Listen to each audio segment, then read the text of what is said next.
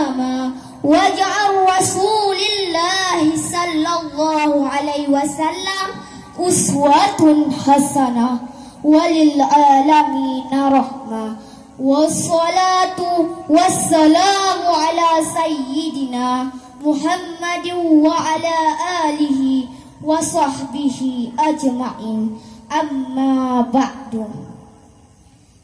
Dewan juri yang terhormat, teman-teman seperjuangan, hadirin calon penghuni syurga.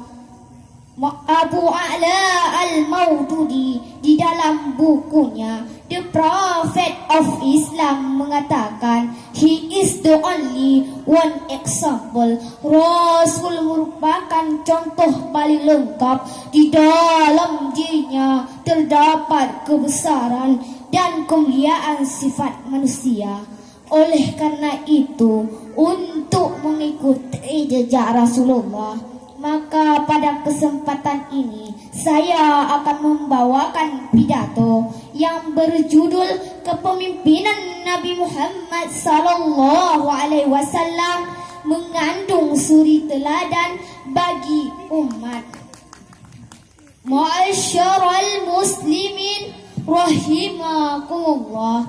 Syekh Ja'far Al-Barzanji dalam kitab Al-Barzanji li Maulidin Nabi mengatakan, Nabi Muhammad adalah manusia, tapi lain daripada manusia lainnya. Beliau laksana batu intan permata, sedangkan kita batu biasa. Syekh Nawawi Al-Bantani dalam kitabnya Madarijus Su'ud menuturkan, Nur Muhammad di langit dimuliakan, sedangkan di bumi jadi panutan. Ungkapan tersebut hadirin menggambarkan bahwa tidak ada satupun figur yang paling luhur, manusia yang paling mulia, tokoh yang patut diteladani dan diidolakan selain Nabi Muhammad sallallahu alaihi wasallam. Ucapan beliau menjadi hadis qauli, perbuatannya menjadi hadis fi'li, bahkan diamnya sekalipun menjadi hadis takriri yang berfungsi sebagai tuntunan, arahan, bimbingan, bahkan pedoman dalam kehidupan berkeluarga, bertetangga, bermasyarakat, berbangsa dan bernegara.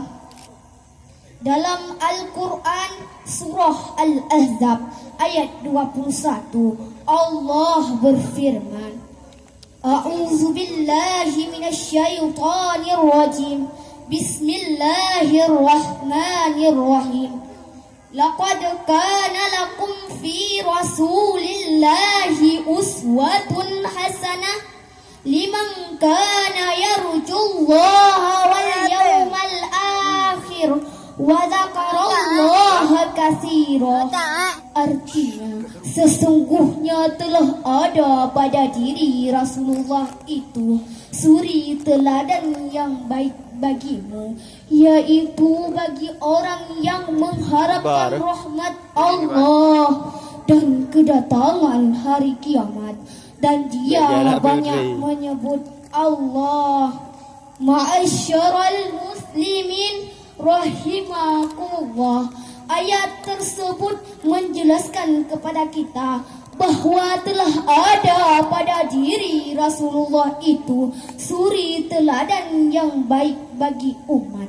Kita kaji lebih dalam makna uswatun hasanah menurut Imam Ali Ashabuni dalam Safatul Tafasir jilid kedua halaman 892. Rasul merupakan figur yang paling luhur yang wajib kita ikuti seluruh perbuatan dan perkataannya. Sedangkan menurut Imam Mustafa Al-Maraghi dalam tafsir Al-Maraghi, Rasul merupakan contoh terbaik dalam seluruh aspek kehidupan. Sejalan dengan surah Al-Ahzab ayat 21, Siti Aisyah ketika ditanya bagaimana gambaran akhlak Rasulullah, beliau dengan tegas menjawab, akhlak Rasulullah adalah ibarat Al-Quran. Maksudnya, akhlak Rasulullah adalah penerapan dari seluruh ajaran yang terdapat dalam Al-Quran.